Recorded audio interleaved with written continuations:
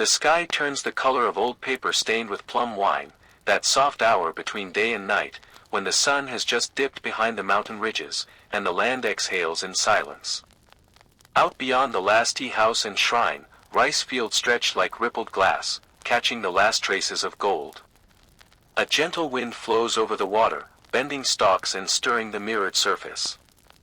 The scent of damp earth, warm straw, and distant pine fills the air, faint, but honest.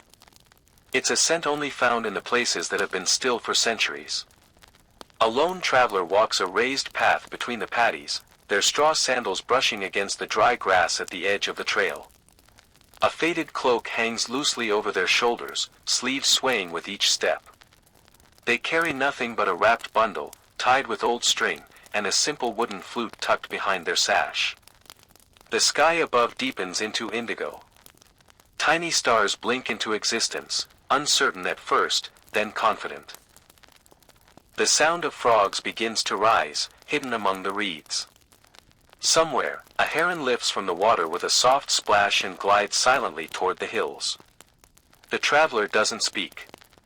They haven't spoken since morning, and there is no need to now. Words feel heavy in this kind of light. Everything that matters can be heard, the squelch of the mud underfoot, the hush of wind sliding over the fields, the sigh of a bamboo stalk in the distance. They pause at a narrow wooden bridge that crosses a thin canal, its water trickling slowly beneath. A carved post leans slightly, moss growing over its surface, the writing nearly gone, only the faintest kanji remain, like the last whisper of a forgotten name. The traveler runs their fingers along the wood, then crosses. On the far side, a small Jizo statue stands near the path, its head slightly bowed, red bib faded by time and sun. A tiny offering of millet and river stones lies at its feet. The traveler bows gently in passing. Not in prayer. In respect. Far off, a bell chimes once from a village temple, not loud, just enough to announce that day has passed. Its echo moves like smoke through the trees, and the traveler feels it pass through their chest. The hour of lamps and hush has begun. They reach the top of a small rise, a lone pine tree growing crooked along the path. From here, they look back over the rice fields, now glowing silver blue in the dusk. Fireflies have begun to drift lazily above the water, little lanterns with no hurry. They sit beneath the pine for a while, resting their legs. Nearby, a fox slips silently through the grass, not even glancing at the figure on the trail. There's something about the moment, the way everything moves gently, reverently, that feels like it belongs to an older world, a world that still remembers how to breathe with the land. The traveler pulls out the flute from their sash. It's made from old bamboo, worn smooth by years of quiet use. They lift it to their lips and let out a single, low note, long, hollow, like wind through a shrine's corridor. Then another. A slow, wandering melody rises into the darkening air, weaving itself between the fireflies and the reeds. It's not a song for anyone. It's not even a song. Just sound carried on the breeze, like smoke from a distant hearth. The kind of sound you play when there is no destination, no purpose. Just the road and the night. A pair of egrets rise from the far paddies, wings wide and silent, gliding past the edge of the moon. Their reflection wavers in the shallow water, and then they're gone, into the line of trees at the base of the hills. The traveler watches them go, still playing. A few frogs pause their chorus, as if listening. Then, as the last note fades, the sounds of the field return. The hum of life under moonlight. They rise again, placing the flute carefully back into their sash. A stretch of shadowy trail still lies ahead. The path will soon curve toward the lantern-lit village, but for now, there is only this moment, the soft hush of twilight, the memory of song, and the endless whisper of the fields. The traveler moves on. Behind them, the pine sways gently, and the fireflies dance just a little higher. The path winds gently toward a cluster of homes nestled at the foot of the hills, the edge of the village where fields give way to cobbled earth and wooden eaves. The traveler's sandals scuff softly against the dirt road as they approach, passing under a crooked torii gate weathered by years of rain and sun. A gentle hush fills the air, but not the hush of loneliness. It's the kind of stillness that holds the breath of families within wooden walls, of meals being prepared, of stories being shared in low voices behind paper screens. Lanterns begin to flicker to life, one by one. A boy steps outside with a bundle of reeds and gently lights the family's lantern. Its glow is faint at first, like a firefly trapped in amber, then it blooms, warm and orange, painting the eaves of the house in a soft shimmer. He hangs it carefully by the gatepost, then disappears inside again without a word. The traveler pauses.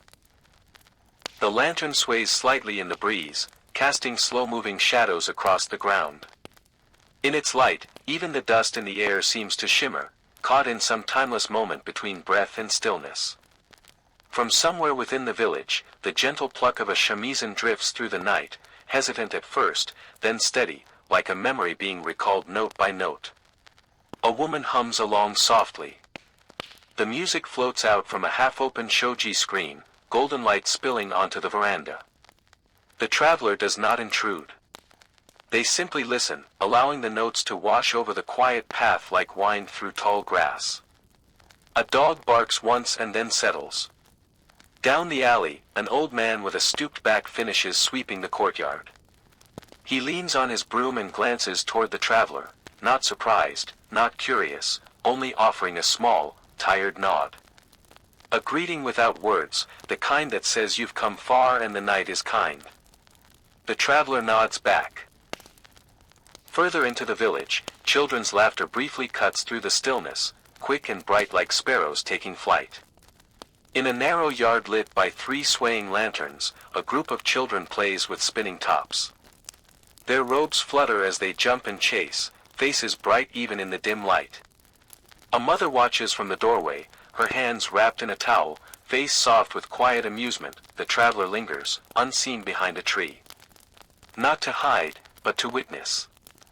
There's something sacred in these small moments, the ordinary rituals that tie a village to the turning of the moon.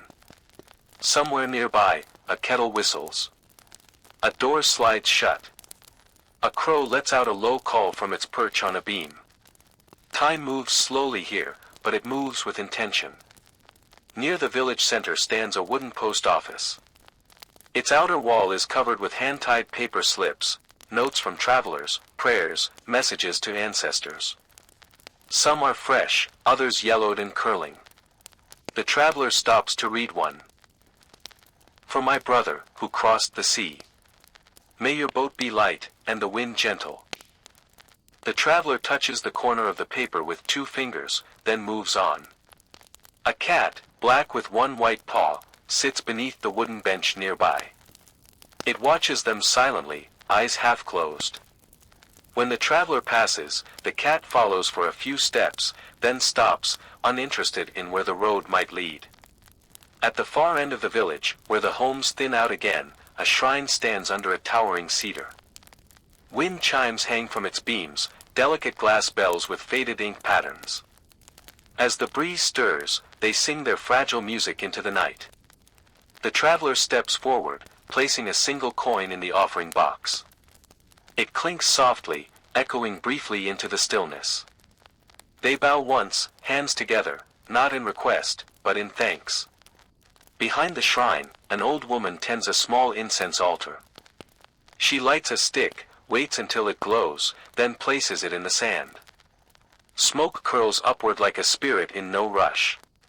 She notices the traveler and smiles, a tired, knowing smile. She speaks gently, the first voice heard all evening. You've brought the cool wind with you. The traveler smiles but says nothing. They only bow in return. As the moon rises higher, the lanterns now burn steadily throughout the village, each one a small sun suspended in the dark. Their reflections shimmer in shallow buckets of water, in smooth stones, in the lacquered wood of window frames. The shamisen has stopped. The children have gone in. Shadows grow longer. The traveler turns once more, now heading toward the forest path behind the shrine. It leads away from the village, up a hill, into thicker woods, where the night deepens and the air grows cool and fragrant with cedar and moss. They do not hurry. Behind them, the lanterns sway in the breeze, quiet stars of fire, keeping the village warm. A last echo of laughter fades. A gust of wind lifts the traveler's cloak. The night welcomes them onward. The path narrows as it rises through the trees. Small branches crack gently underfoot. Overhead, the canopy filters moonlight into shifting patterns, pale veins of silver moving slowly across the earth. The traveler walks quietly, drawn by the faintest smell of wood smoke and roasted chestnut. The breeze carries it in waves, sometimes sharp, sometimes gone, like a memory trying to return. A few more steps, and the house appears, a small, sloped-roof farmhouse, tucked into the hill's shoulder like it grew from the land itself. Thin trails of smoke curl from the chimney, rising into the pine branches above. Its walls are old but strong. The wood bears the patina of decades, a surface worn smooth by seasons and silence. Outside, a straw broom rests against the door. A worn pair of sandals sit side by side, as if waiting. There's no fence, no lantern, no sign. Just the house, the earth, and the stars above. The traveler stops, then steps closer. The door creaks softly open before they can knock. A small woman in a faded blue kimono peers out. Her eyes are clear, her face carved gently by age and warmth. "No need to knock," she says with a smile. "The forest told us you were coming." She steps aside and gestures inward. Inside, the light is golden and low. An iron kettle hangs over the hearth, its belly just beginning to steam. Tatami mats cover the floor, and dried herbs hang in small bundles from the rafters. On a wooden tray by the fire sit 2 teacups, one empty, one waiting. The old man sitting near the hearth doesn't speak. He simply lifts the kettle, his hands practiced, careful, and pours the tea with a steady hand. The liquid catches the firelight, deep amber, a shade between sunlight and smoke. The traveler kneels silently, placing their bundle beside them. The steam from the cup fogs the air briefly, wrapping them in warmth. They bow slightly in thanks. No words pass. None are needed. The first sip is perfect. Neither hot nor warm, not bitter, not sweet. The kind of taste that doesn't ask for attention, but lingers, like a forgotten song rediscovered in the breeze. The old woman sits down near the door, threading dried persimmons onto a string. Her fingers move like water, slow, precise, unhurried. She hums a low tune, one with no clear melody, just a rhythm shaped by habit. Outside, a night bird calls. The wind rustles the wooden slats. The house doesn't resist, it breathes with the wind, creaks gently, and returns to stillness. The old man stirs the coals with a metal rod, sending sparks into the chimney's dark mouth. His eyes glance once at the traveler's flute. He says nothing, but his gaze holds a quiet invitation. The traveler reaches into their sash and gently sets the flute down on the mat beside them. It rests there, silent and understood. Outside, a night bird calls. The wind rustles the wooden slats. The house doesn't resist, it breathes with the wind, creaks gently, and returns to stillness. The old man stirs the coals with a metal rod, sending sparks into the chimney's dark mouth. His eyes glance once at the traveler's flute. He says nothing, but his gaze holds a quiet invitation. The traveler reaches into their sash and gently sets the flute down on the mat beside them. It rests there, silent and understow above the hearth. A faded scroll hangs, a simple ink painting of a mountain and a crane. The brushwork is loose, free, but certain. The kind of painting made by someone who didn't try to paint what they saw, but what they remembered. What they felt. The fire pops. The tea is refilled. The old man speaks, finally. His voice is like gravel smoothed by a river, coarse, but kind. "The road is long," he says. "But it teaches you to listen." The traveler nods. Silence returns, but it's not empty. It's full of heat, and scent, and age, and memory. A silence steeped like the tea, held in the hands before being sipped. The woman finishes her string of persimmons and hangs it beside the others near the door. Dozens of orange orbs dangle there, drying slowly, small suns caught in a slow descent. She turns and kneels near the fire. Without a word, she unwraps a small cloth bundle and reveals roasted sweet potato, still warm from the ashes. She breaks it in 3. 1 piece for each of them. The traveler takes the piece, bowing slightly. The flavor is soft, earthy, slightly sweet. It melts in the mouth like it was meant to be eaten in silence, no ceremony, no rush. Just warmth between strangers who've shared the same wind. A moth flutters briefly against the window frame, then disappears into the dark again. The fire dims slightly. The kettle hisses quietly, never boiling, just speaking in steam. Outside, the forest continues its gentle murmur. Wind brushing pine, the faint trickle of water down stone. The kind of night where sound and silence are the same language. The traveler closes their eyes for a moment. Not in sleep. Just to listen better. The room breathes, the fire breathes, the land breathes. When they open their eyes, the woman is nodding slowly, as if reading a thought left unspoken. Some places, she says softly, aren't meant to be remembered. Only visited. The old man rises, carrying the kettle to the shelf. He does so without effort, as if each step, each motion, has been made 1,000 times before. His movements don't disturb the room. They belong to it. The traveler picks up the flute, but does not play. They bow, deep, long, and the 2 elders bow in return. No names exchanged. No destination mentioned. No farewell given. Outside, the night has cooled. Mist curls near the roots of the trees. The house behind glows faintly through its paper windows, a small ember nestled in the forest's palm. The traveler walks on, warmed from without. From a wooden drawer, the monk retrieves a narrow strip of parchment and places it before the traveler. Then he sets down his own brush and slides the inkstone closer. A silent invitation. The traveler picks up the brush. Their hand hovers above the paper, unsure, then steady. In one slow motion, they begin to write.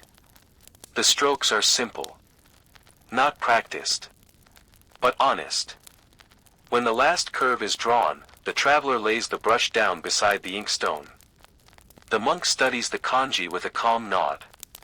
He does not praise. He does not correct. He simply rolls the paper and ties it with twine, then sets it gently atop a stack near the hearth. It belongs to the fire now, he says. Outside, the wind picks up again, soft, but insistent, rattling the paper walls gently, like a whisper from the mountain. The monk reaches for a clay teacup beside him and takes a slow sip. He sets it down, then speaks without turning his head. Before the world spoke in metal and numbers, he says, it whispered in brush and grain. He does not say more. He doesn't need to. The traveler stands, bowing deeply. The monk mirrors the gesture, eyes closed. Outside, the clouds have parted. The moonlight spills onto the path once more, cool and clear. The traveler steps back into the night, the scent of ink still clinging to their robe. Behind them, the brush begins to move again. A new page. A new breath, the traveler moves through the trees in silence, the faint scent of ink and old paper fading behind them. Above the path, the sky darkens into a velvet blue, punctuated by stars that grow brighter with each breath. The wind has shifted, cooler now, carrying with it the dry scent of incense and cedar smoke. It comes from the ridge ahead, where the silhouette of a temple roof rises against the night sky like the wings of a resting crane. The path turns to stone, laid in uneven slabs long ago by quiet hands. Moss grows in the cracks.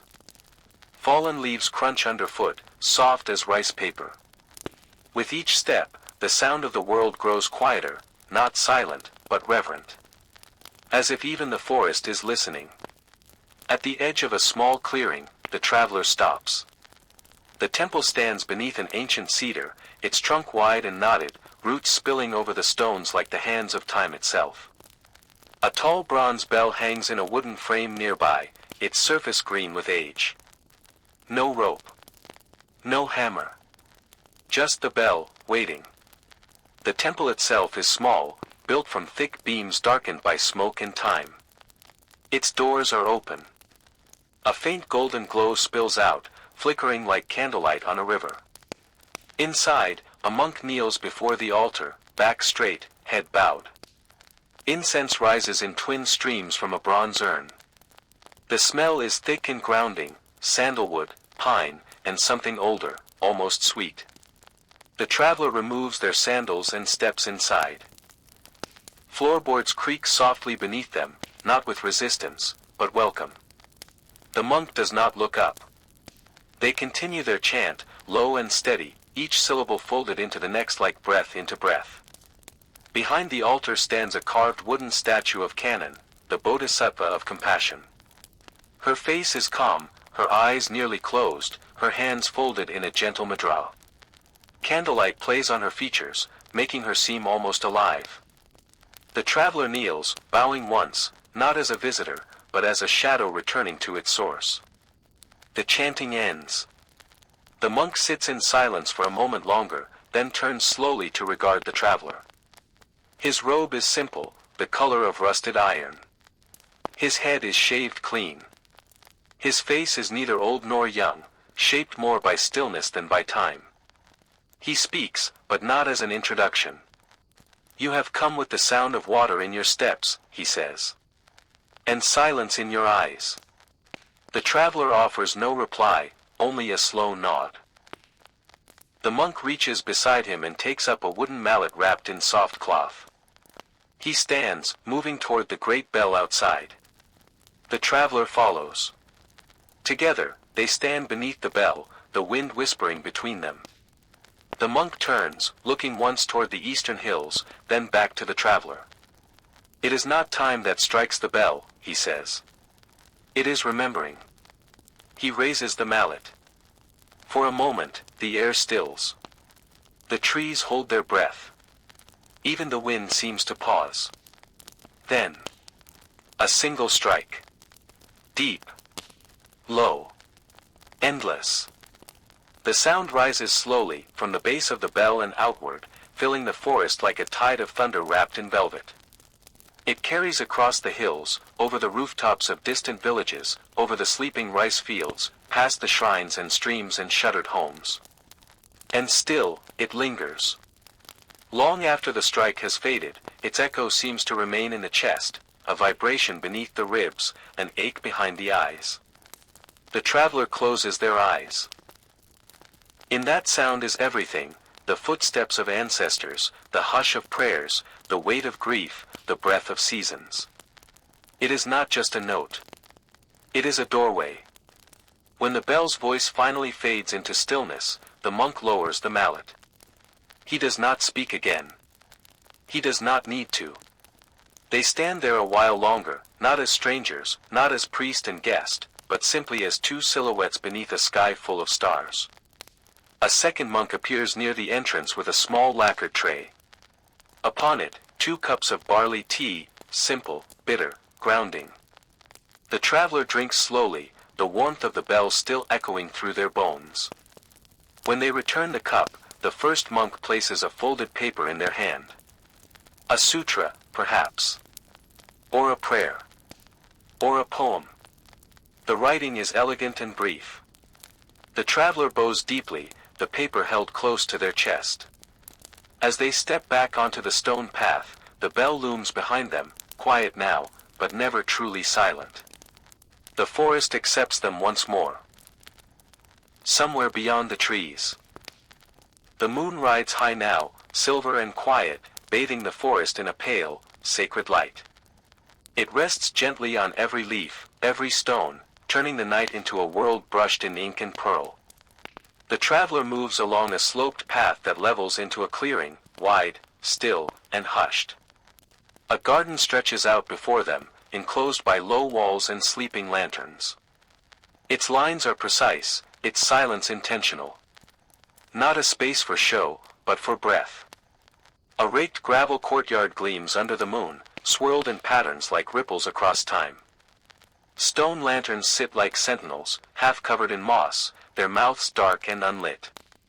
And beyond the gravel, at the center of the garden, lies a pond, wide, still, edged with rounded stones and sloping pine.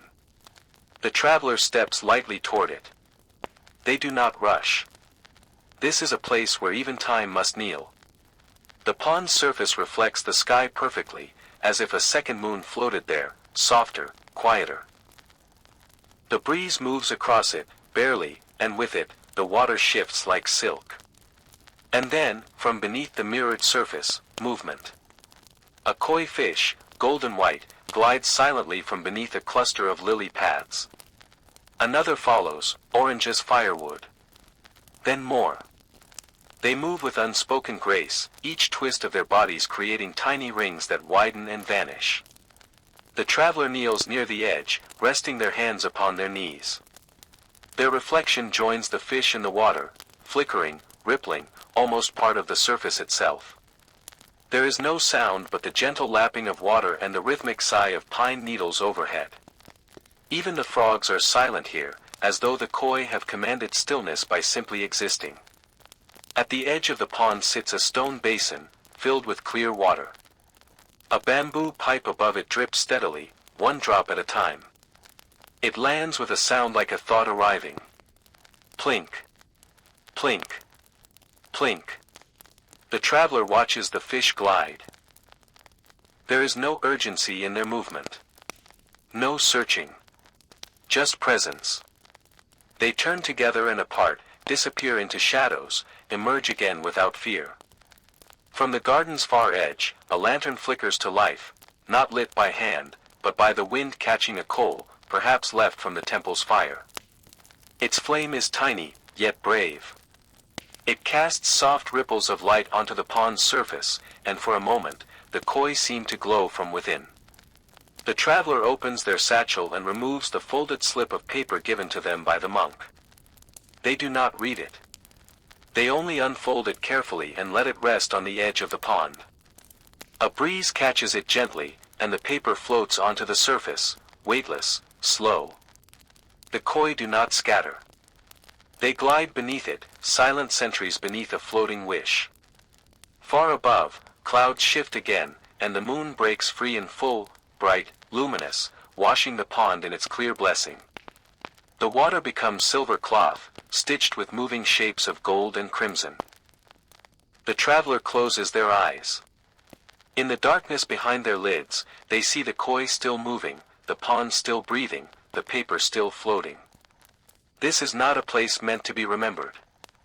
It is a place meant to be felt. And so they sit. Time moves differently here. Or perhaps not at all.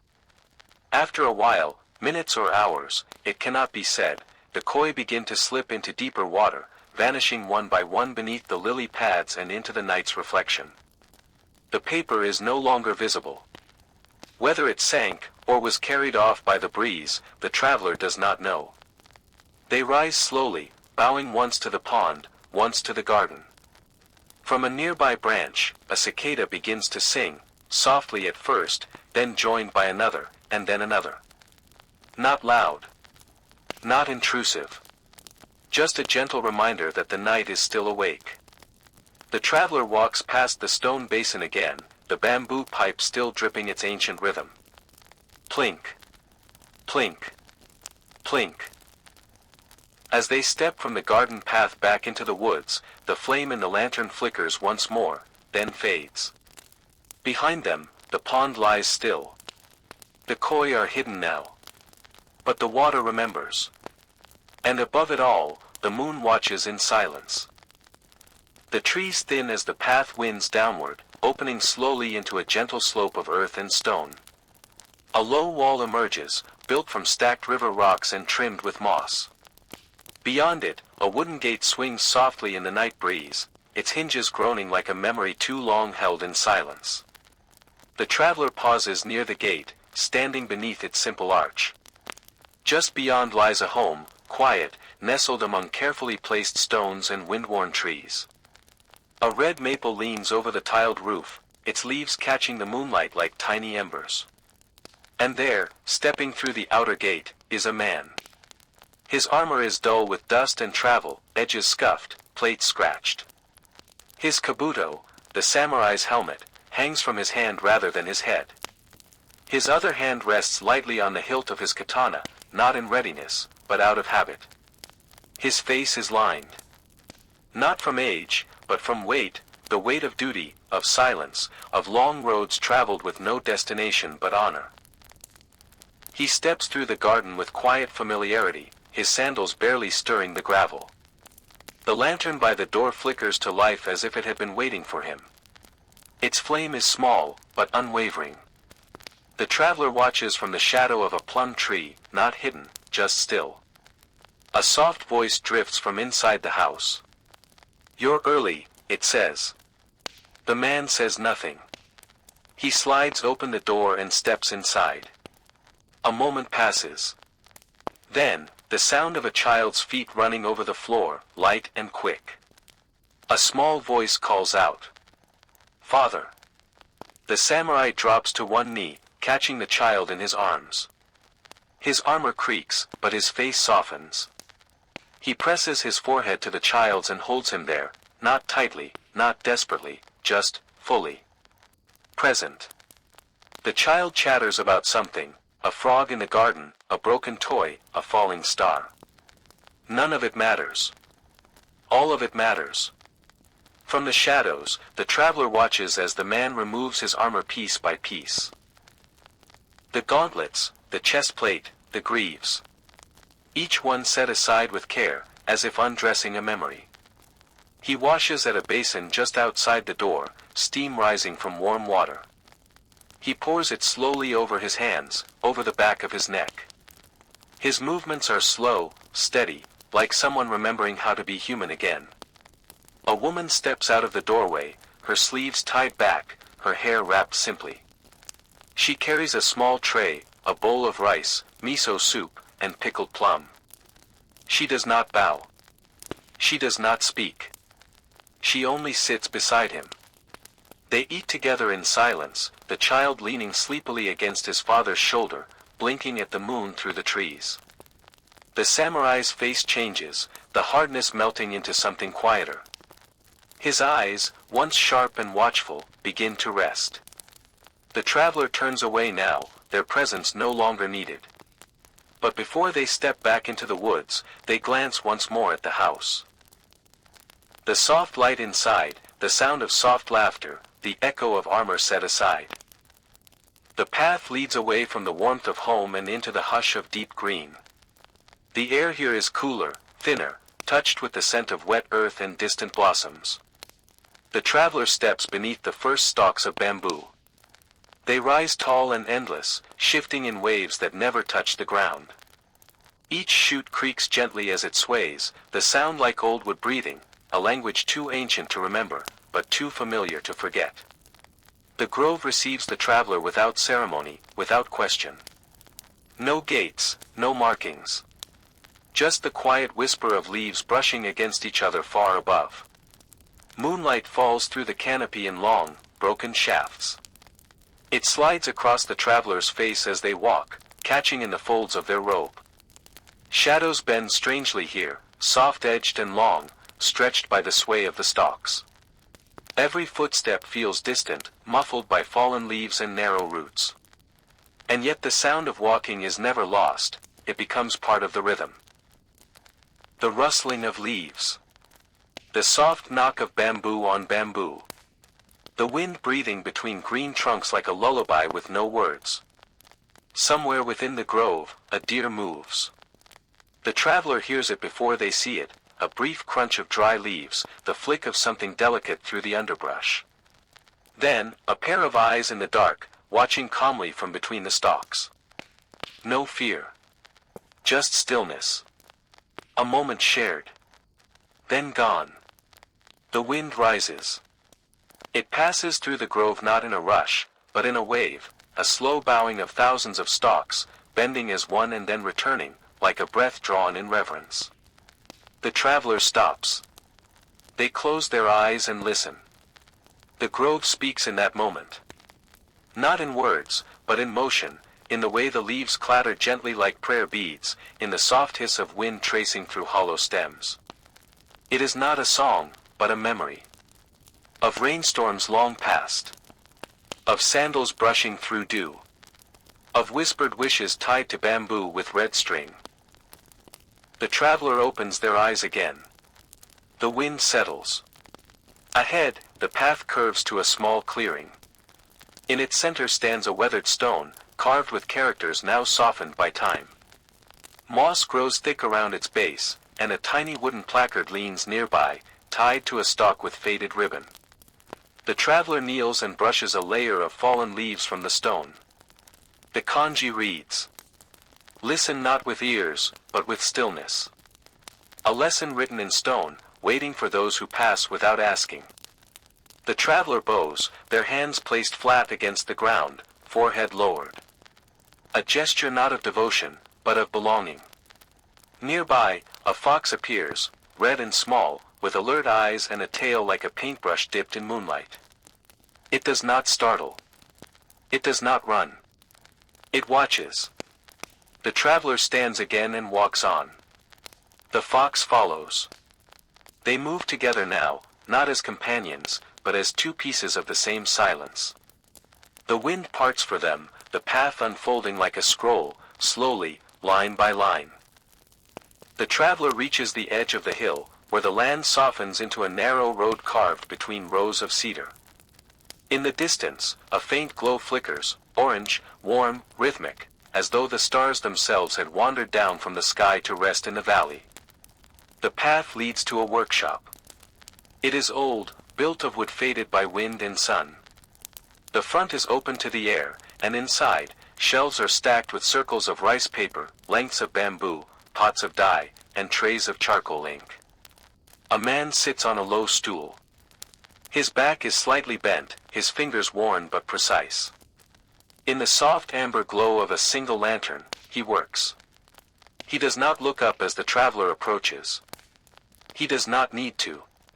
Instead, he finishes the long stroke of his brush, then sets it gently in its cradle of woven straw. A lantern rests in his lap, unfinished, its paper still blank, its frame bare. Come sit, he says, voice quiet like kindling. The traveler lowers themselves onto a smooth wooden plank beside him. The old man begins again, folding paper into a circle, threading it gently over the skeleton of bamboo. His movements are slow, rhythmic. Every crease and knot done with patience, like someone folding time itself into something that could float. Do you know why we make them? He asks, voice half murmur. The traveler says nothing. Silence, here, is permission to continue. He dips his brush once more and writes a single character on the paper, dream. We write what we hope, not what we see. What we carry, not what we show. The traveler watches the brush move again, another lantern, another wish. Peace. Light. Mother. Return. Each one left to dry in the warm night air, trembling slightly in the breeze. Each one glowing softly from within. The old man smiles. They're not just paper and fire. They're offerings. Floating reminders that someone, somewhere, still believes in the quiet magic of being seen. He lifts a completed lantern and places it on the wooden floor. He motions for the traveler to try. The traveler hesitates, then reaches for a sheet of rice paper. They press it gently into the bamboo ring, smoothing its edge with the back of their hand. The material is delicate, but strong, like breath made visible. They dip the brush into the ink. Hold it steady. What to write? The characters do not come at first. But then, slowly, the brush moves. Emptiness. A strange choice. But fitting. The old man nods, as if understanding without asking.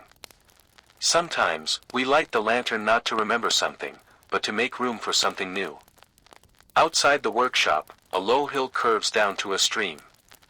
Dozens of lanterns already float there, each one casting a soft ring of light onto the water.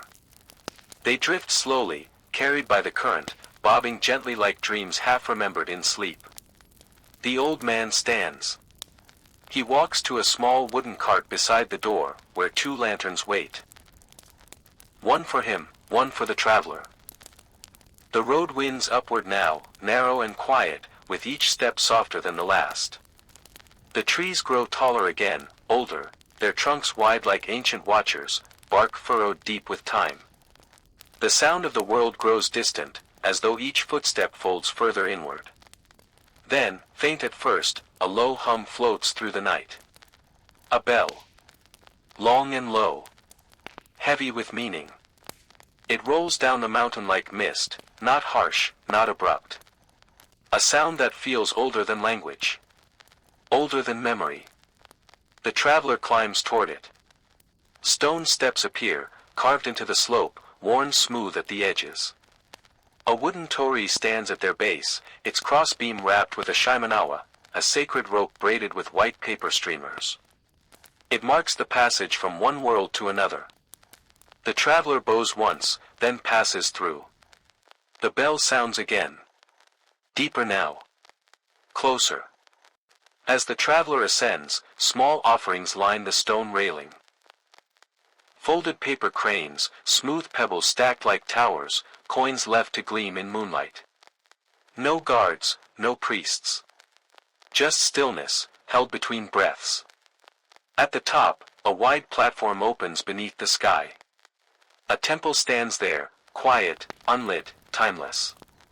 Its wooden beams curve upward like the tips of a calligraphy brush, silhouetted against the stars. Behind it, the great bell hangs suspended from a beam, its surface engraved with dragons and lotus petals and waves that never touch the sea. And beneath it, a monk.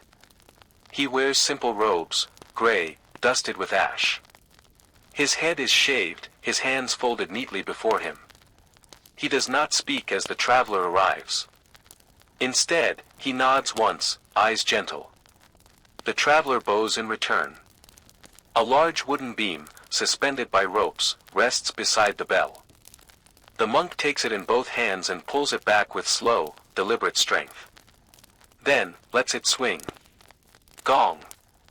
The sound erupts, but not loudly. It doesn't crash. It unfolds. The air trembles. The stone vibrates. The traveler feels the note ripple through their chest like a deep breath drawn from the center of the earth. The monk releases the beam again. Silence returns, full and round. Then he speaks, his voice barely more than breath. 108 times. That's how often we ring it on the last night of the year. The traveler tilts their head. To let go of each earthly desire, the monk continues. One bell for each illusion. Each burden. The traveler walks closer to the bell. Their reflection appears faintly on its bronze surface, flickering, insubstantial. They reach out, not to touch, but to feel the cold weight of silence before the sound. The monk watches them for a while. Then gestures toward a small cushion before the bell. Would you like to try? The traveler kneels slowly, settling into the cushion's worn center. The monk places the beam in their hands, guiding them wordlessly. When the traveler pulls back and lets go, the bell sings again. This time, it feels personal. The tone curls through the night, curling into valleys and leaves, into forgotten shrines and still waters. A sound with no beginning and no end. They strike again. And again. Each time slower, softer. Not to make noise. But to remember something buried. To forgive something never spoken. After a while, the monk places a hand over the beam and stills it. That's enough, he whispers. Not all illusions must be shed at once. They rise together. The temple behind them remains dark, its doors closed. But in its presence, everything feels seen. The traveler walks to the edge of the platform and looks out. Below lies the entire valley, silver fields, sleepy rooftops, winding paths. And above, the sky stretches unbroken, stars blinking softly like 1,000 distant bells. The monk speaks again. Some people come to ask. Some come to forget. But you, I think you came to listen. The traveler offers no reply. Only a soft bow. The monk returns it, then steps toward the bell. He runs his fingers across the old engravings, the dragons, the lotus, the endless waves. And then, he too is still. The traveler turns and descends once more, their steps light against the stone. The torii welcomes them back into the night. Behind them, the bell remains silent, holding the last note like a secret in the dark. But in the traveler's chest, the sound lingers, not loud, not urgent. Just steady. Like memory. Like breath. The night deepens. Stars now crown the sky in clusters, weaving silent paths above the earth. The road narrows into a forest, and the traveler follows where the trees invite. Tall pines rise around them, their needles whispering as the wind slips between the branches. The air is cooler here, touched with a faint dryness, and something else. Smoke. Not harsh. Not fire. A thin ribbon of warmth. Wood smoke. The kind that comes from a hearth, not a flame. The traveler moves slowly now. Each step is muted by a blanket of fallen needles. Owls call distantly, their voices low and round. Somewhere, a fox rustles in underbrush but does not appear. Then, a clearing. A small wooden house stands there, humble and dark against the silver trees. Its roof is thatched, its porch wide. Thin smoke curls from a clay chimney, and the faint glow of firelight dances through the paper walls. No sound comes from within. Only the pulse of the fire. The traveler approaches without knocking. They remove their sandals and step quietly onto the porch. The sliding door is slightly ajar, as if waiting. Inside, a single room. Tatami mats line the floor. In the center, a sunken hearth glows with amber coals. Above it, an iron kettle hangs suspended by a bamboo hook. It sways gently, though no wind enters. Beside the fire, an old woman sits with her back straight, legs folded beneath her. She wears a dark blue kimono, simple and unadorned. Her face is etched with age, but her eyes are calm. They meet the traveler's gaze, not in surprise, but recognition. "You've come far," she says, voice low and kind. The traveler bows once. She gestures to a cushion beside the hearth. "Sit." The fire's still speaking. The traveler lowers themselves, the warmth immediately wrapping around their hands, their knees, their chest. The scent of pine crackles softly in the coals. The woman stirs the embers with a wooden stick. "You can tell a lot by smoke," she murmurs. "If it dances, the wind is coming. If it lingers, someone is thinking. If it rises straight." She pauses. The night is listening.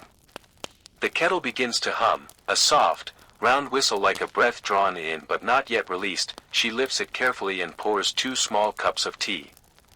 The steam spirals gently upward. They drink in silence.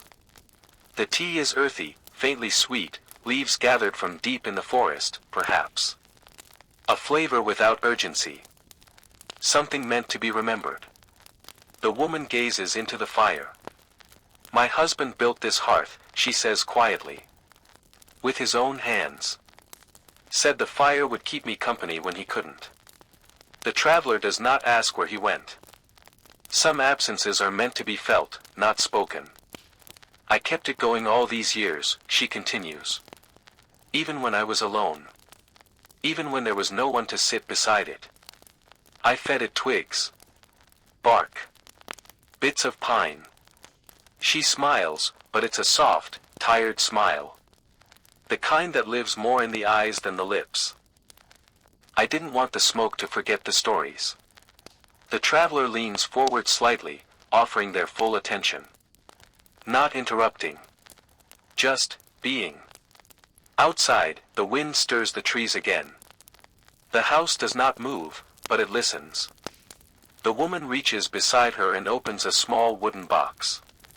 Inside, strips of folded paper, tied with bits of string. Wishes. Memories. Prayers.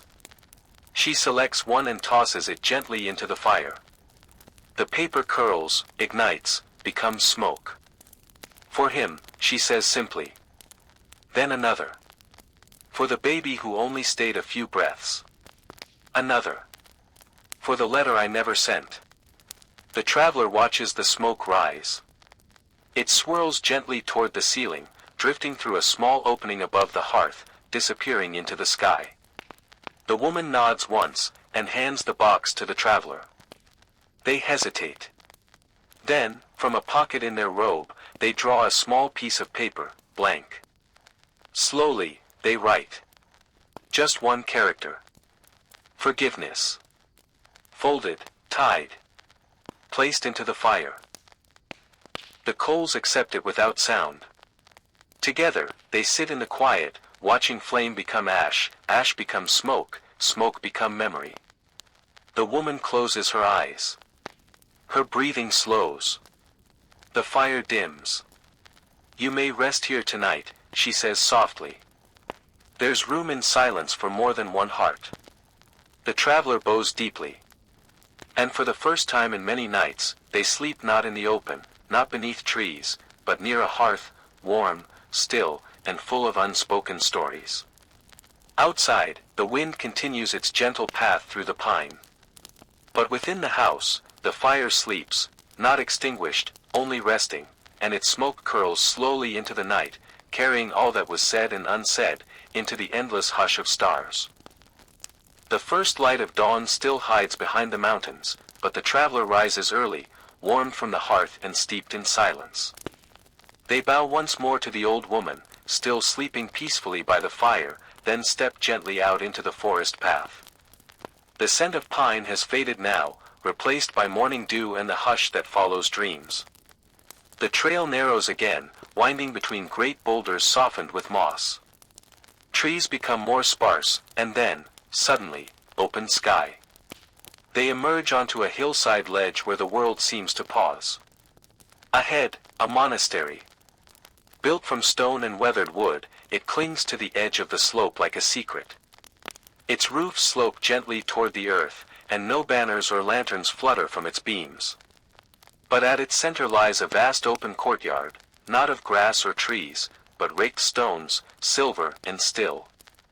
A Zen garden. The traveler removes their sandals and steps forward. The stones glisten faintly in the pre-dawn light, as if each grain remembers the touch of moonlight. Patterns swirl across the surface, concentric rings, straight paths, curling waves. Not random, not chaotic. Every mark is placed with care. And kneeling in the corner, rake in hand, is a monk. He does not look up as the traveler approaches. His hands move slowly, guiding the rake in long, smooth arcs. The metal teeth barely disturb the surface, only enough to breathe intention into it. The traveler stands silently, watching. Eventually, the monk speaks, still facing the ground. Every morning. Before the sun. Even when it rains. His voice is old but not weary. It carries no burden, only rhythm. Why? The traveler asks softly. He pauses in his motion. The rake stills. Then, he looks up. To remember how to move without leaving damage. He smiles, faintly, then resumes. The traveler walks slowly around the edge of the garden, following the paths between stone lanterns and weathered steps. They watch the way the monk shapes emptiness, not building something, but revealing it. In the center of the garden sits a single large stone, half buried. Around it, the sand ripples outward in gentle curves. What does that stone mean? The traveler asks. The monk replies without looking up. Whatever you place in the center, the world will shape itself around. The traveler kneels nearby. Some place fear. Some place memory. Others, anger, or longing. But the stone itself does not speak. Only the silence around it does.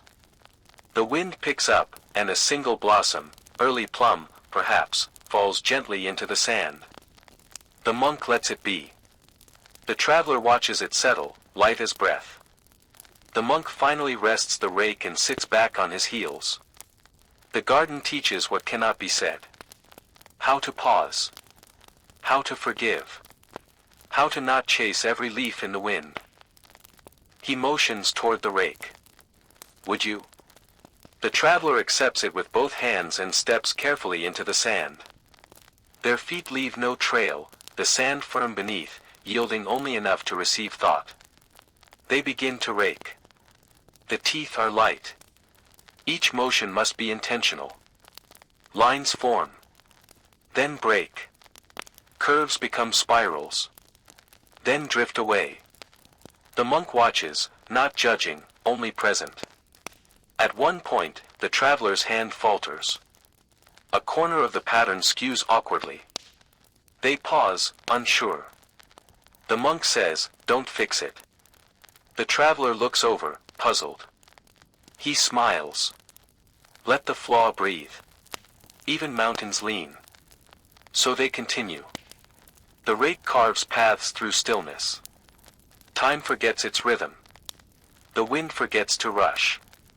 And the traveler finds themselves neither striving nor stopping, only moving, as the stones accept and reshape. Eventually, they stop. The monk nods. Enough. They step back, rake returned. The monk rises slowly, joints creaking like old wood. Would you like tea? He asks. The traveler nods. They walk into a quiet room where a low table waits. The monk prepares the tea slowly, water poured, leaves stirred, bowl turned with grace. Not performance. Just presence. They drink in silence. The tea tastes like water drawn from stone. Like patience. Outside, the sun begins to rise, not sharply, but gently, like ink spreading through rice paper. The garden reflects the light, its raked lines now soft gold. The monk folds his hands. You'll leave now, he says, not as a question. The traveler nods. But this, he gestures to the sand outside, will remain. Until the rain comes. And that, too, is part of the practice. The traveler bows deeply. The monk returns the bow, holding it longer. Then the traveler turns, stepping back into sandals, and walks slowly down the path once more. Behind them, the garden remains, not unchanged, but unbroken. A breathing stillness. And the plum blossom still rests in the sand, untouched, embraced by a ripple that was never planned. The path slopes gently downward, leaving the hillside monastery behind. The air is warmer now, touched by sunlight weaving through the tall reeds. A quiet hush follows the traveler, as though the raked garden still echoes in the mind. Soon, the murmur of water begins, not loud, but steady, like breath drawn deep and calm. A river. Wide and slow, its surface glass smooth. Dragonflies skim across it, wings like folded silk. Tiny ripples spread where fish rise, then vanish. Along the far bank, old willows lean toward the current, their branches trailing like fingers through time. The traveler reaches a wooden footbridge, arched, worn smooth by years of quiet crossings. Beneath it, the water glides, carrying petals and memories alike. On the near side of the bank, people have begun to gather. Families. Children. Elderly men and women in quiet robes. A low murmur fills the air, not festival loud, but reverent. A shared anticipation. In baskets beside them sit paper lanterns. Hundreds of them, small, square, each one painted with brushwork, characters, prayers, names, flowers, soft symbols. The traveler watches as one woman kneels and lights a candle within her lantern. She speaks a name, too softly to hear, and places it gently into the river. It floats, rocking slightly, then drifts onward, the flame glowing faint gold through the rice paper. One by one, more lanterns follow. A child releases one with both hands, eyes wide. A father lets his go without words. Two sisters share a single lantern and hold each other's hands as it drifts away. The traveler approaches the riverbank and kneels among them. An old man offers a blank lantern and a brush. The traveler accepts with a bow. They sit for a while, the brush hovering above the paper. What to write? After a time, they begin, slowly, with care. A single line of calligraphy. Not a name. Not a plea. Just one word. To return. They light the candle and carry it to the water's edge. As it floats away, the traveler sits back on their heels and watches. By now, the river glows, hundreds of small flames drifting in procession. Like stars, pulled down to earth. A sky made liquid. The sun lowers behind the trees. The light dims, and the lanterns grow more luminous by contrast. Reflections stretch and sway, and it becomes difficult to tell where flame ends and water begins. A soft voice beside the traveler speaks. Each light is a wish carried downstream. But the river is old. It remembers. An elderly woman in a white scarf sits beside them, hands folded. They say if your lantern makes it to the bend before the wind puts it out, your wish is heard. The traveler nods slowly. And if it doesn't, they ask. The woman smiles gently. Then the river keeps it for another night. More lanterns are placed. Some tilt, some spin in slow circles. A few flicker out early. But even those remain, small boats of paper and intention. The crowd watches, but no one cries. No laughter either. Just breathing. Just presence. A young girl leans against her mother and whispers, "That one is for grandmother." The mother touches her hair and nods. Farther down the bank, a flute begins to play. Slow, breathy notes, like wine through hollow bamboo. It doesn't carry far, just enough to stir the stillness. The traveler closes their eyes. And the river flows on. Later, as darkness falls completely, the last of the lanterns are set loose. Their gold light drifts into deepening blue, and soon, only a few remain visible, tiny sparks along the water's skin. The crowd begins to disperse. Lantern baskets are emptied. People bow to one another, then return to their homes. The traveler stays seated by the bank. A breeze rises. It does not chill, only lifts the reeds and brushes against the face like a forgotten memory. A boy walks by carrying a small unlit lantern. He hesitates, looks at the traveler, then holds it out. "For someone you didn't say goodbye to," he says. The traveler blinks, then accepts it. No brush this time. Just a silent lighting of the candle. A bow. And the lantern joins the current. It drifts slowly, one last light in the quiet, and the traveler watches until it bends with the flow and disappears behind the willow trees. Silence returns. But not emptiness. Only the hush of a night that understands. The traveler rises slowly, their limbs still and calm. A temple bell chimes somewhere in the distance. And beneath the bridge, the river flows steady and endless, carrying flame and thought alike, toward the unseen ocean beyond. The traveler descends from the drum tower quietly, leaving behind the rhythm that guarded the hills. The air is still, as if the entire valley had paused to listen. The path winds inward again, no longer through open roads or forest trails, but between old wooden walls, moss-covered stone, and bamboo fences. It is the edge of a once great estate, long since faded, but not forgotten. Crickets chirp, distant and patient. Somewhere above, a night bird sings only once. The traveler comes to a gate. It's half open, crooked on its hinges. Beyond it, an old courtyard lies in shadow, the tiles cracked, the well dry, the plum tree leaning toward the moon as if remembering its own blossoms. A soft breeze lifts a single loose petal from the ground. There is a house here. Modest, low-roofed, with a paper lantern still glowing in one window. The traveler approaches slowly. A shoji door slides open. A woman steps out, wrapped in a faded indigo kimono.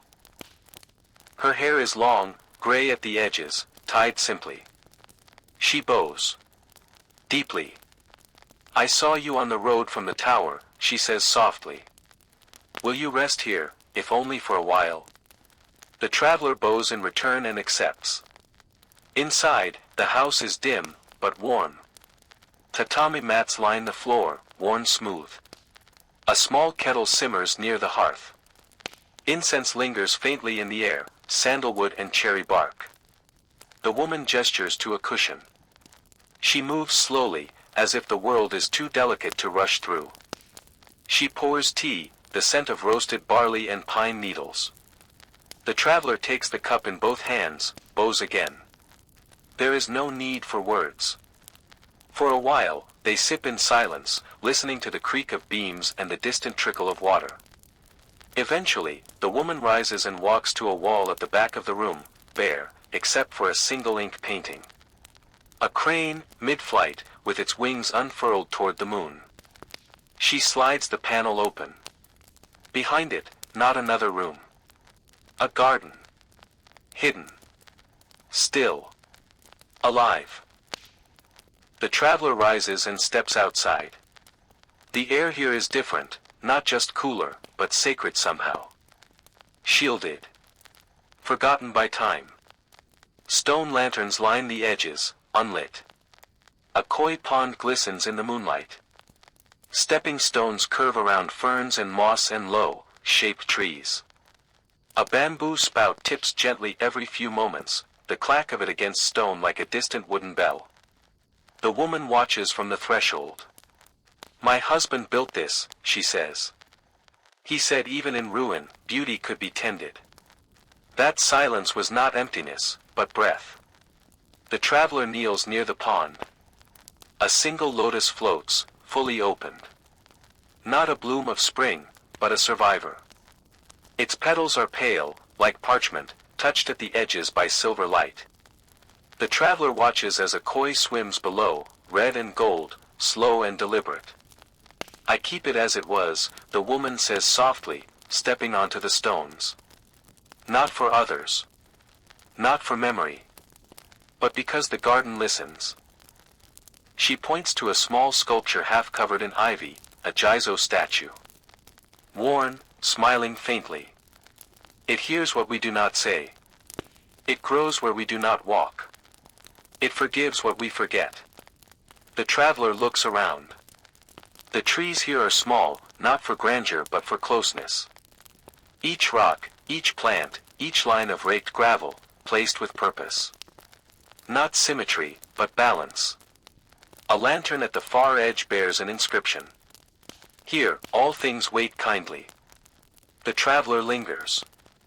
They walk slowly around the stepping stones, past the Jizo, past the tiny water basin where a single leaf floats. Their footsteps make no sound. In this garden, time moves sideways. There is no past here. No regret. Only the sound of breath. The woman joins them at the far bench. She sits. The moon rises higher, its reflection captured perfectly in the pond. Before he died, she says, voice nearly a whisper, he told me this garden was the only place he ever heard silence clearly. The traveler nods slowly. A wind stirs the bamboo grove beyond the wall. Soft rustling, like rain that never falls. Eventually, they rise together. No need for parting words. The garden remains. The shoji door slides closed behind them. Back in the main room, the kettle whistles faintly. The woman pours more tea. This time, she speaks no more. The traveler drinks slowly.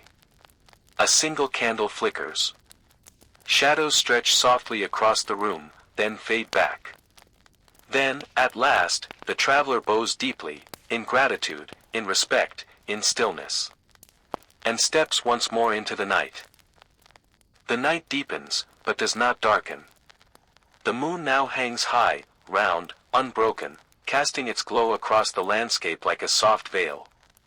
The stars shimmer like grains of rice scattered by a patient hand. The traveler follows a narrow path that hugs the side of a small stream. Pebbles crunch gently beneath their sandals. Dragonflies, sleepy and still, cling to reeds that bend toward the water. The sound of the current is constant, not loud, not rushing, just present, like breath. Ahead, a faint golden glow spills through the trees. It flickers against the trunk of a gnarled pine. And then the traveler sees it. A shrine, low and wooden, nestled beside the river's edge. Its roof is moss-covered, its lanterns faintly lit. A small wooden torii stands crooked at the entrance, painted in faded vermilion. Inside the shrine's boundary, there is a man. He sits beneath an open shelter, surrounded by scrolls and parchment, by brushes and stones and bowls of black ink. He is old. Not from years, but from stillness. His hair is tied in a single topknot, white as river mist. His sleeves are stained dark with ink. His hands are steady. He is writing. He does not look up as the traveler approaches. Instead, he speaks softly, voice low and even. Your footsteps are kind. You may sit. The traveler does. There is a cushion placed beside a wooden bench, wrapped in an old cloth. A pot of tea sits cooling on a stone tray. The calligrapher dips his brush, lifts it, and begins again. The brush moves like a whisper across the parchment. Each stroke measured. Each pause intentional. He finishes the line, then sets the brush down. Only then does he look toward the traveler. You walk with silence. That is rare. The traveler nods once. The calligrapher gestures to the scroll before him, a line of delicate, balanced characters. The ink still gleams wet in the lantern light. Kawa no Yuta, the song of the river. He smiles faintly. I write the river's voice. Each night, I try to catch its rhythm. The traveler listens. Indeed, the stream nearby seems to hum, not with sound, but with shape. Like a brushstroke winding through the land. I once wrote for emperors, the man says. Banners. Edicts. War records.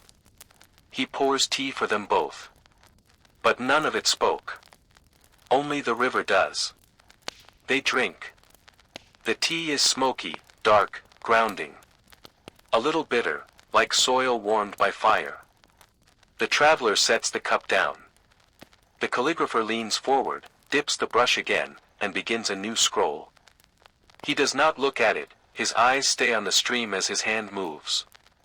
Each stroke, he says, must carry the wind, the weight of water, and the breath of mountains. He laughs lightly. Sometimes it does. Sometimes it doesn't. Either way, I try again.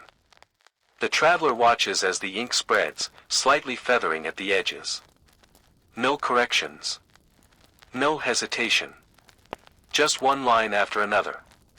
A wind moves through the trees. The shrine's lanterns flicker. The scroll rests quietly inside the traveler's sleeve, a memory written in ink. The stream continues beside them, tracing its way through reeds and roots, whispering softly over worn stones. The moon rides higher now, its light drifting across the land like a silk sleeve brushing low over grass.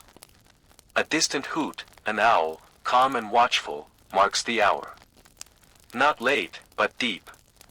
The traveler pauses at a fork in the path. To the left, the river slips into deeper forest. To the right, a faint glow, strange and warm, rises just beyond a rise. The traveler follows the light. As they crest the hill, they see it, a narrow bamboo bridge, arching gently over the river's width. No nails, no rope. Just slender stalks tied with cord and fitted like puzzle pieces, ancient and unshaking. The bridge sways slightly in the night breeze. Beyond it, a narrow trail winds through the reeds, soft as mist. But what draws the eye is not the bridge. It's the glow. The path ahead, dim, yet alive, is dotted with tiny floating lights. Fireflies. Dozens. Then hundreds. Not frantic, not hurried. They drift slowly, blinking in long intervals, like the rhythm of someone falling asleep. The traveler steps lightly onto the bridge. Each footfall makes a soft creak, a hollow thump. Bamboo beneath them bows ever so slightly, then springs back like memory. The river below flows smooth and clear, catching the firefly lights and scattering them like stars on black glass. Halfway across, the traveler pauses. The air here is cooler, not cold, but clean. A breeze rises from below the bridge, carrying the smell of damp earth, pine resin, and something sweet, honeysuckle maybe, or peach blossoms unseen in the dark. The fireflies continue their quiet dance. Some drift toward the traveler, their tiny lantern bodies pulsing with pale gold. Not random. No, they circle, gently, as if recognizing something. The traveler watches. One lands for the briefest moment on their sleeve. Then lifts again. Crossing the bridge feels like moving through a dream that refuses to end. On the far side, the path narrows into a corridor of tall grass, swaying shoulder high. The fireflies gather here, denser now. So many, their lights begin to blend. Each flicker reveals something different, a fern curling. A low stone. A fox track in the dirt. A breeze rustles the bamboo, and in it, the traveler hears something, not words, not music, but a feeling. Gentleness. This trail was not made for roads or warriors. It was made for silence. The fireflies guide the way. The traveler walks slowly, their steps barely brushing the earth. In places, the light is so soft it seems to come from within the plants themselves. Somewhere to the side, a bamboo flute plays, faint, distant, like a memory surfacing through water. A single melody, long-held notes rising and falling. The traveler stops. They listen. The trail turns gentle again. The bamboo fades behind, replaced by stone, smooth, worn, and patient. A path carved not by tools, but by time. The wind has softened. Even the trees seem to sleep. Ahead, a low hill rises, and atop it, still against the dark blue sky, stands a bell tower. Not grand. Not loud. Not even lit. Just there, tall and wooden, a single bronze bell suspended beneath its open roof. Its beam is bound with thick rope, motionless. The traveler approaches. Gravel crunches underfoot. Moss creeps along the stone base. No one guards it. No signs forbid entry. There is only quiet. This tower, perhaps, has not rung in years. Or maybe it rings in silence, to those who listen. The traveler climbs the few wooden steps and steps into the tower. The air inside is cool. Old wood breathes faintly beneath the soles of their feet. They look up. The bell, dulled by weather, bears a simple inscription. It waits for time. No rust. No dust. Just waiting. The traveler steps close to the thick rope. It hangs from a wooden beam wrapped in straw. The striking log rests beside it, suspended by hemp cord. Untouched. They do not move it. Instead, they sit. The space beneath the bell is wide enough for one to rest, and so they do, folding their legs beneath them, hands resting in their lap. Above, the bell hangs like a moon of its own. Outside, the first change of light begins, not sunrise, not yet, but the moment before it. When the sky turns from black to blue. A single bird calls. Then another. The breeze picks up slightly, cool and dry, brushing through the tower with the faintest sigh. The traveler breathes in. Breathes out. Nothing rushes. Nothing breaks. They remember the calligrapher, the fireflies, the winding stream, the monk's sandals, the tea-house incense. All of it floats softly behind their closed eyes. Each memory is a step they took. Each step has led here. The bell does not ring. It does not need to. Instead, the tower hums with stillness, the kind that only comes at the edge of something. Then, from beyond the hills, the first gold appears. The rim of the world, lit just barely, a soft thread of light sewn into the night. The traveler opens their eyes. The trees below begin to glow, not with fire, not with lantern, but with that color only dawn can carry, pale, pink gold, like plum blossom petals held against the sky. The birds now speak more freely. Their calls echo below like wind chimes from unseen porches. Still, the bell does not move. It listens. The traveler reaches into their sleeve and removes the scroll, the one with the single word, mu. They unfold it, place it before them, and trace the brushstroke slowly with one finger. Emptiness. But not hollow. Not vacant. Open. Like the sky before the sun. Like a bell that has not yet rung. A sound that hasn't happened, but might. The traveler breathes again. There is peace in not knowing what comes next. The road slants gently downhill now. Morning air clings to the folds of the traveler's robe, cool, scented faintly with pine and baked rice. The sky shifts slowly from blue to gray gold, and shadows retreat behind hills and low stone fences. Each step feels familiar now. Not because the traveler has walked here before, but because the night has taught them how.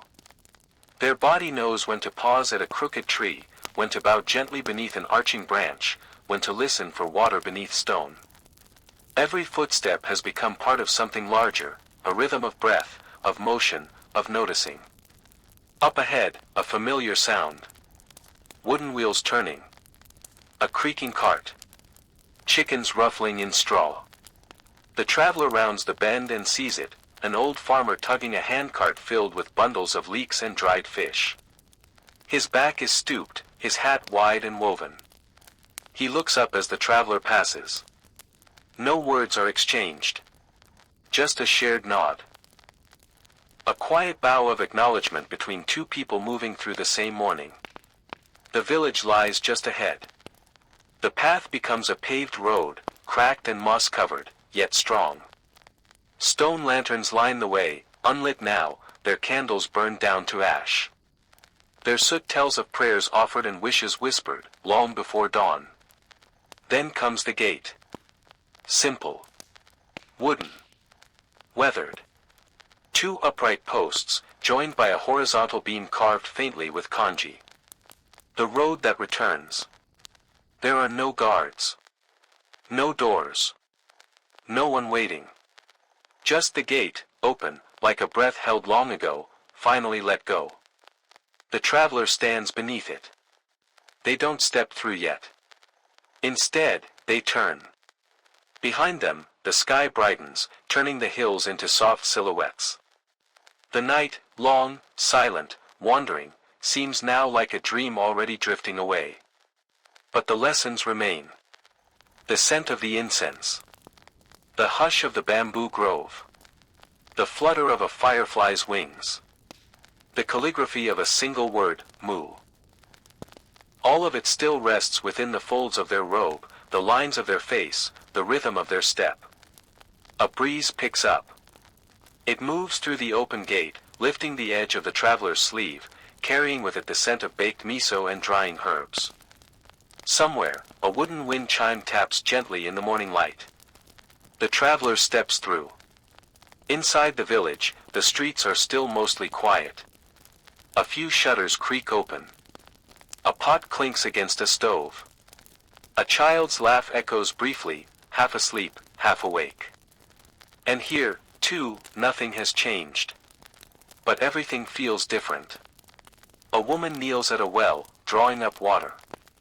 A man tends to pickled radish jars, brushing dust from the lids. A cat watches lazily from a rooftop, eyes half closed. The traveler walks past them all, neither hurried nor still. They are not a stranger. But neither are they someone returning. They are simply present, a thread among many in the village cloth. A small tea stall opens its doors, the wooden curtain lifted with a rattle. The village has fully woken. Smoke trails curl gently from chimneys. Doors open. Children's footsteps echo on stone.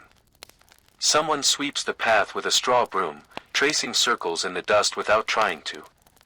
But the traveler does not stay. Their steps lead away again, not hurried, not reluctant. Just, onward. A smaller path branches from the main road, weaving behind the shrine, past an abandoned kiln, and into a grove where plum blossoms grow wild. Here, the grass is tall, and birds dart like brushstrokes between branches. In the middle of the grove is a small wooden platform. Weathered. Untouched. A place for no ceremonies. Only for sitting. The traveler removes their sandals. They kneel. From their sleeve, they pull a folded square of cloth. Inside, a worn bamboo brush, a shallow inkstone, and a small vial of dark ink. They place each piece before them slowly, reverently, as if arranging memories on a table. Then, the traveler lifts the inkstone and pours water into its basin. The ink comes next, just a few drops, like night pooling in a shallow pond. The brush stirs it gently. Circles. No rush. Time moves differently here. When the ink is ready, they reach for a fresh scroll, pale and unmarked. The wind flutters its edges, but the brush holds steady. The first stroke lands like a footstep on untouched snow. Then another. And another. No words. No symbols. Only movement. Only ink. Some lines curve gently, like smoke from a pipe. Others fall straight, like rain on stone. Some drift, like a crane changing direction midair. Each mark speaks without speaking. It tells of the night without describing it. It tells of footsteps in bamboo. Of bells that never rang. Of tea steam and lantern glow and paper sliding open under moonlight. Of quiet greetings. Of silences shared. It tells of a world the traveler has walked, not to record, not to explain, but to be with. As the final stroke is laid, the traveler sets the brush aside. They do not blow the ink dry. They do not read the scroll. They simply sit. The wind brushes through the grove again, lifting petals that land on the scroll like soft punctuation. Above, the sky stretches open, pale blue, no clouds, no edges. The kind of sky that holds everything without holding on. The kind of sky that watches but never interrupts. The traveler remains seated. They do not need to move anymore. Their journey has no end. Not because there is always more road, but because they now know how to walk. Even without footsteps. Somewhere far off, a bell finally rings. Not loud. Just once. A sound you might imagine, or dream, or remember. Or never hear at all. Lofi fades. The ink dries. The sky breathes. The night has passed. And still, you are here.